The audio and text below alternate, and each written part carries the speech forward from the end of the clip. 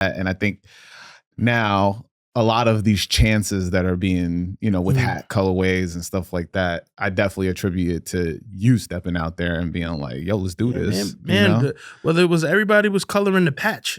I was like, yo, turn the whole hat purple. Yeah. Like, you know what I'm saying? Like, and people was, nobody's gonna be like he was the first one doing colors, because I was able, like I said, I was able to find them. But it's also like we was doing, and when I started working with Hat Club on stuff, man, every single store in the world started doing that. And then I was like, you know what? How do I keep it going? Let me make the two tones. And then I made the colorful two tones. And now, like, man, you look back a few years now, it looks like that's just how the game is. Like, nobody's gonna look at what I was doing and even feel like it's special, because they may not even remember a time where it wasn't like that. Yeah. So it's just, That's why, you make a straight valid point, because now it's every day that now we see a different color hat or a different color team hat. When you used to go to Lids, you only had a selection of home and away, and that's it. Yeah. That's all you had, So I've always and I think that's something that even people see through my Saucony projects now. I've always just tried to take something that is the way it is and really give it my spin, give it my flip. Like, I remember just when you look at like a lineup of other people who were working on hats and doing stuff at that time, and what was risky for them was changing the color bottom and maybe changing a few number of colors in the patch. Like, and I was like, nah, fuck that. The orange brim, black top, do this, do that, like just go crazy. Yeah. So, but shout out to everybody though. Where does that creativity come from? Because like you're looking at things and people see, well, there's always going to be people in positions that will just see it black and white, but you seeing it in color. I just kind of think that you have to think outside the box. I think I've always been a notorious mismatcher. Like I've always kind of like looked at my clothes and thought this looked better together than kind of wearing something that all had the same just shade on it. But I've also just think that I've always kind of just colored outside the lines. And I think that being able to do that, maybe try to exercise it through music, but then see success through clothes. It was kind of like, I think that I have something here. Like even with my brand Savior, like, it was always a point where it was like, all right, we're working on designs, but the stuff that's super duper, like inside the lines, like very clean, doesn't do as well for me as just something that I just took the iPad and hand drew and shaded the colors and put the colors here. Something that's just very, very grade schoolish, but it seemed like it was my lane. And just as I get better and older and more wise, I'm just learning how to kind of control that a little bit more. No, yeah. You recently said, before you were talking about the list, so I definitely want to talk about, because I would like for you to expand it on an actual, like, instead of just like a tweet, 140 characters, but you tweeted, you don't like the way, how people are portraying it as like you're saving, that's hilarious. The double entendre there. You're saving Saucony and you're the savior of Saucony. Because I've had Jay on the podcast.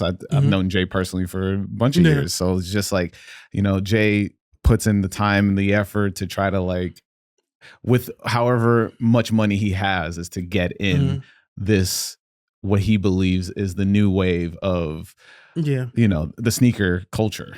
So to me, it's like, and it's been something that for even going into last year, I started to realize, like, people's compliments sometimes are like very underhanded.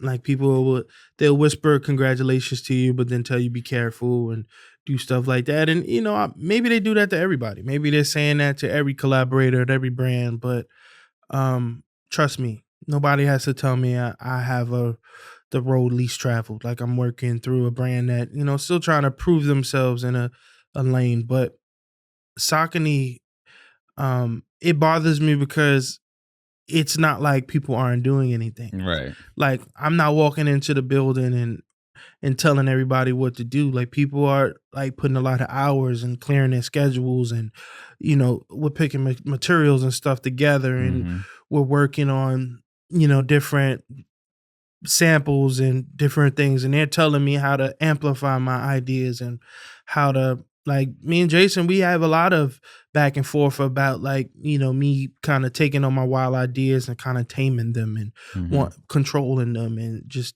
thinking deeper and different things like that. And when the congratulations comes, it's always people like having a cautionary tale about Saucony and the struggles and why they aren't New Balance and why they aren't people. And I just don't think that that's fair because, people, they work hard. Like they work hard and it's an interesting thing that like when these people are showing up to work and without hype in mind, good product, good design, functional things, actionable plans, actionable rollouts, sincere partners, partners that reflect the brand and do things without hype, without clout, without like they're not stepping into any board meeting saying that, if we can sign this person from this people and then we're gonna take over, we're gonna get this. Like, man, like they're people showing up to work just trying to do the job. And my projects have got a lot of attention and a lot of love and stuff like that, but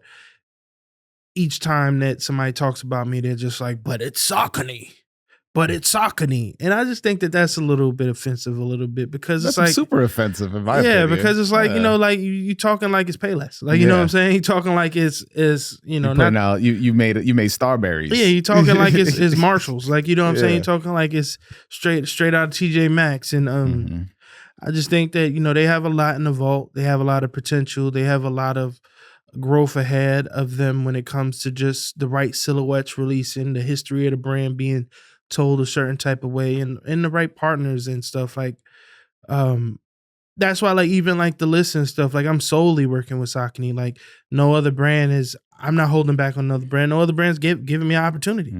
Nobody, like I've spoke with New Balance. We've emailed with Asics. I've talked to Clarks. I've talked to Timberland. I've talked, everybody knows I've been in the buildings with Nike and figured things out. Nobody else has given me opportunity. So it's like for like the press and like so much of people online is just like, but it's Saucony. Like, what's the problem? And I just think that's kind of my point on it. Like, how come it can't be congrats to J Tips and Saucony, but it's more like, J Tips is killing it and he's a bright name and he's doing this, but it's like, it's Saucony holding him back. I don't really agree because I used to work at Foot Locker. So them big drops, we only getting 17 pairs, 18 pairs of that anyway. Like I'm pulling up to conventions with 300, 400 pairs. Like I was at Complex Con when Diamond Supply probably had 10 shoes and with 500 people online. Like, what people screaming, running for them. What does you know what I'm saying? What does the small brand and the big brand? What's even the comparison when it comes to stuff like that? If you're talking about behind the scenes stuff like media dollars and media buys and who's in whose pocket, and you're talking about stuff like that, like the consumer don't care about that, and Twitter don't care about that. People don't care about that. Like if you know that Saucony's not spending the kind of money other brands are spending for attention, then keep your argument over there. Right. But when it comes to us being in everybody's conversation and everybody still champion what we doing and we doing it with the way we doing it, then I think you should more congratulate it than just keep trying to discount it. No, yeah, because I mean, you're getting awards, you're getting notice, but then I feel like the connotation is always this like, J Tips is killing it, but it's like with Saucony, and it's like, why can't you be the front runner in that space? It's a crazy story, man. Yeah. When I worked at Foot Locker, we released Grinch Kobe's. We only had 12 pairs. I worked in the flagship store. Like we were a $25 million store. So you could imagine how much money they're probably spending through Nike and spending. It's Foot Locker. So they probably spending a ton of money with Nike on through their accounts and stuff. And we had 12 pairs. And that's a shoe first come, first serve, or first come, first serve. And like only we had 3 managers, and even that, like only one manager could get the shoe. Like even they had to raffle it amongst themselves to get that one pair. And I just like when you just think about like what some of those shoes stand the test of time and how big they are for culture and things like that. Like, man, I give away more shoes on Twitter than I've seen stores release at Foot Locker and House of Hoops and 21 Mercer and stuff like that. So it's like I don't even understand what's the comparison at this point. I mean, we talk about how you build community, and I feel like that's the difference, right? Because they feel like the community will always be tapped in, right? Yeah. Versus let's build this and let's make this a thing. Like now, I mean, you tweeted out recently. Sorry for being all over your Twitter. No. This is what we're supposed to do, man.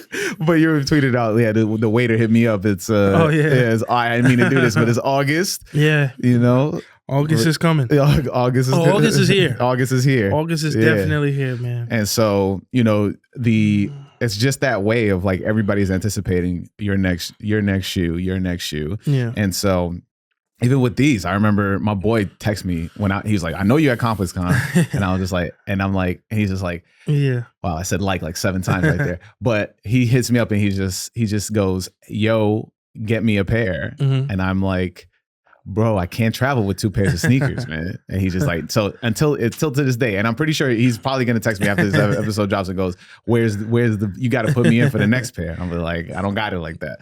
Yeah. No, but man, I'm just, I'm just trying to do things that I've seen people. I've seen people do shoe releases, but maybe I'd be like, yo, I wish it released this way. Or I wish it was going this way. I wish that they elaborated a little bit on why this is this way, and they touched the people a little bit more.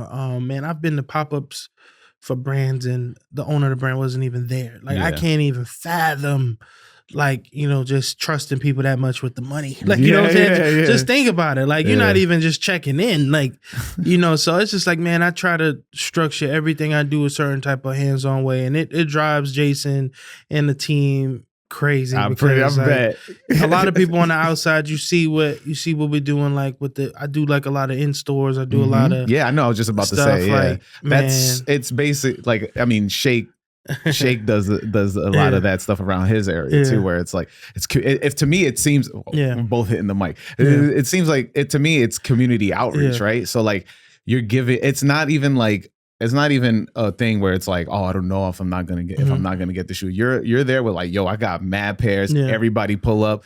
Everybody, and it's. I mean, I haven't been to. I mean, I missed out on the flower pot drop, so I was just like, oh man, I wish I could. But you could see it on the line. Everybody's talking to each other. Nobody's like, oh, I'm all the way in the back. I'm not gonna get a pair. So I believe in myself with the utmost, and I just think that I believe in my plan and stuff. Like for the flower pop up. I was maybe advised that I brought too many pairs. It was like, no, I brought just enough. Because I don't know, I just learned that with pop-ups in general. Like, bro, like there's so much goes into it. I feel like the first person online and the last person online should have an option to get something. Yeah. But you can't protect everything. Like the 8.5 and the 14 may not be there, but they'll be able, like somebody that's online should be able to get something. And to me, it's not about like driving the blogs crazy because we had 40 pairs and it's just people just showed up for pictures, man. Like I'm not here to do that. I'm here to put the shoes in people's hands, and I'm here to spread the message. I'm here to put them on people's feet. Like I'm here to kind of touch the people like we do. Like,